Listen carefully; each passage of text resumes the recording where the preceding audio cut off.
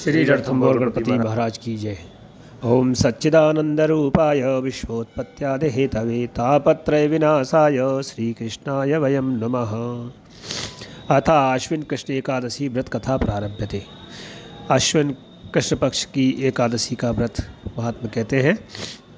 युधिष्ठिर बोले, युधिष्ठिरोवाच कथयस्व प्रसादेन ममाग्रे मधुसूदन आश्विने कृष्णपक्षे तो किं नाम एकादशी भवेत्। हे मधुसूदन, आश्विन कृष्ण की एकादशी का नाम क्या है, यह कृपा करके मुझे बताइए। श्री कृष्णोवाच आश्विनस्य सिते पक्षे इंद्रानाम नामतः तस्य भाव्रत प्रभावेण महापापम परिणश्यति। आश्विन कृष्ण पक्ष में इंद्रा नाम की एकादशी होती है और उसके व्रत के प्रभाव से बड़े बड़े पाप दूर हो जाते हैं। अधो यो निगतानां च पितॄणां गतिदायिनीं शृणुष्वावहितो राजन् कथा पाप हरां पराम। अधोगति को प्राप्त हुए पितरों को यह गति देने वाली है। हे राजन, सावधान होकर इस पापों को दूर करने वाली कथा को सुनो। इसके सुनने से वाजपेयी यज्ञ का फल मिलता है। यस्या श्रवण मात्रेण वाजपेय फलम लवेत् प्राकृत योगे राजा बभूवरिपुषूदनः। इंद्रसेनेति ख्यातः पुरीं महिष्मतीं प्रति स्वराज्यं पालयामास धर्मेण यशसान्वितः। तो पहले के समय में सतयुग में शत्रुओं को दबाने वाला इंद्रसेन नाम का एक राजा था। वह माहिष्मतीपुरी में धर्म से प्रजा की रक्षा करता हुआ राजनिवास करता था। उसका यश बहुत था। वह माहिष्मतीपुरी का राजा पुत्र पौत्र और अन्य धन से युक्त था और भगवान का परम भक्त था। पुत्र पौत्र समायुक्तो धनधान्य समन्वितः माहिष्मतीदोऽपि राजा विष्णु भक्ति परायणः। जपन गोविंद नामानि मुक्तिदानि नराधिपः कालं नयति विदिव्य आध्यात्मस्य विचिन्तकः। एकस्मिन् दिवसे राज्ञी सुखासीने सदोगते अवतीर्यामगमदीन मानम्बार नारदो मुनिः।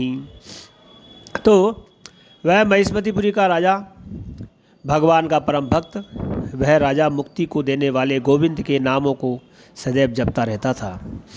अध्यात्म विद्या के विचार से अपना समय सदैव अध्यात्म में लगाता था। एक दिन राजा सुख से सभा में बैठा था और उसी समय बुद्धिमान नारद जी महाराज आकाश से वहाँ पर उतर कर आए और उनके आते हुए देख कर के राजा हाथ जोड़कर खड़ा हो गया और कहने लगा। विधि पूर्वक उसने अर्घ दिया। राजा से बोले नारद जी महाराज, राजेंद्र, तुम्हारे संतों सातों अंग प्रसन्न तो हैं, मतलब तुम्हारी बुद्धि धर्म में है, तुम भगवान की भक्ति करते हो। तो नारद जी का वचन सुनकर के राजा उनसे बोला, हे मुनिश्रेष्ठ, आपकी कृपा से मेरी सब जगह कुशल है। आपके दर्शन से मेरी सब यज्ञ की क्रिया सफल हो गई है। विप्र से आप कृपा करके अपने आने का कारण मुझसे कहिए।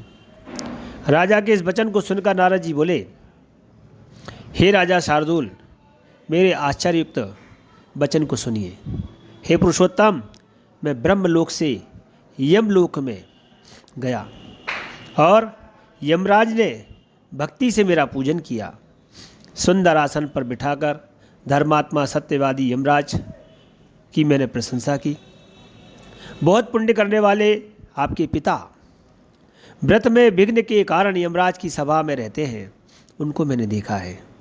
हे जनेश्वर, उन्होंने संदेश कहा है, उसको मैं तुमसे कहता हूँ। तस्याग्रे कथन ब्रह्मन् स्थितां मम यम सन्निधौ केनापि चान्तरायेण पूर्वजन्मोद्भवेन वै स्वर्गं प्रेषय मां पुत्र इन्द्राव्रतदानतः इत्युक्तोऽहं समायातः समीपं तव पार्थिव। उन्होंने कहा है, संदेश भेजा है, मैं तुमसे कह रहा हूँ तुम उसे मन लगा करके सुनो। आपके पिता ने कहा, इंद्रसेन नाम का महेशपति का जो राजा है उससे कहना कि वह पूर्व जन्म के किसी विघ्न के कारण मैं उसका पिता यमराज के निकट रहता हूँ। हे पुत्र, इंद्रा के पिता व्रत का पुण्य देकर मुझे स्वर्ग भेजो। हे पार्थिव, इस प्रकार कहने पर मैं तुम्हारे पास आया हूँ। आपके पिता ने ही मुझे भेजा है।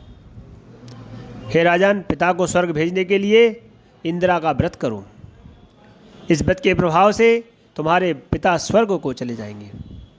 राजा बोले, हे भगवान, कृपा करके इंदिरा व्रत का विधान कहिए। राजोवाचो कथयस्व प्रसादेन भगवन् इंदिराव्रतम विधिना केन कर्तव्यम कस्मिन् पक्षे तिथौ तथा।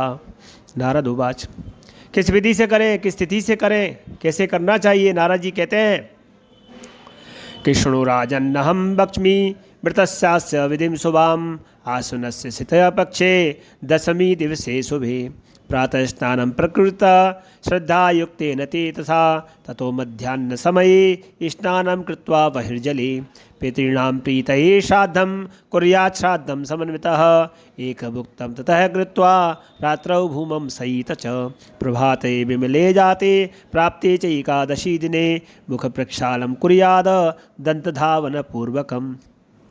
तो हे राजन, इस व्रत की सुंदर विधि बता रहा हूँ। आश्विन कृष्ण पक्ष की दशमी, कृष्ण पक्ष की दशमी को श्रद्धापूर्वक चित्त से प्रातःकाल स्नान करके फिर मध्याह्न में समय पर नदी में जाके स्नान करो और पितरों के प्रसन्न करने के लिए श्रद्धापूर्वक श्राद्ध करो।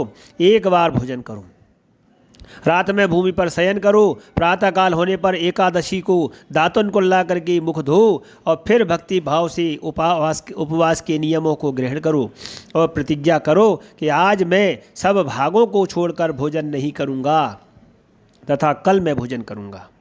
हे पुंडरीकाक्ष, तुम मेरी रक्षा करना। इस प्रकार नियम करके मध्याह्न के समय शालिग्राम की मूर्ति के सामने विधि पूर्वक श्राद्ध करके शुद्ध ब्राह्मणों का पूजन करके भोजन करावें, दक्षिणा दें और पितरों के श्राद्ध करने से जो अन्न बचा है उसको सूंघ कर गऊओं को दे दें। भगवान का गंध पुष्प आदि से पूजन करें। रात्रि में भगवान के समीप जागरण करें। द्वादशी को प्रातःकाल भगवान का भक्ति से पूजन करके ब्राह्मणों को भोजन कराएं। भाई, देवते, पुत्र आदि के साथ आप भी मौन से भोजन करें दूसरे दिन। हे राजन, हे भूपते, इस विधि से तुम सावधानी से व्रत करो। ऐसा करने से तुम्हारे पिता स्वर्ग को जाएंगे। हे राजन, इस प्रकार कहकर मुनि अंतर ध्यान हो गई। राजा ने विधि पूर्वक श्रेष्ठ व्रत को किया। हे कौन्ते, राजा ने रानी, पुत्र और नौकरों सहित व्रत किया। उससे आकाश में फूलों की वर्षा हुई। उसका पिता गरुड़ पर बैठकर स्वर्ग को चला गया और इंद्रसेन भी निष्कंटक राज करके गद्दी पर पुत्र की स्थापित करके स्वयं भी स्वर्ग को चला गया। तो यह इंदिरा एकादशी व्रत के महात्मा मैंने तुमसे कहा, मैं इसके लिए क्या कहूँ। राज्ये निवेश तनयम जगाम त्रिविधम स्वयं इंदावृत माहात्म्यम तवाग्रे कथितम मया पठनाचरणात् तस्यात् सर्वपापैः प्रमुच्यते भुक्तैव निखिलात् भोगान् विष्णु लोके वसेच्चरम्। तो इसके पाठ के करने से, सुनने से, कथा के सुनने पढ़ने से मनुष्य सब पापों से मुक्त हो जाता है और इस श्लोक में सब सुखों को भोगकर अंत में विष्णु लोक को प्राप्त करता है और विष्णु लोक में बहुत समय तक निवास करता है। श्री ब्रह्मवैवर्त पुराणे आश्विन कृष्णा एकादशी व्रत महात्म्यम परब्रह्म परमेश्वर अर्पणमस्तु। सत्याः सन्तु मम कामः। श्री कृष्ण गोविंद हरे।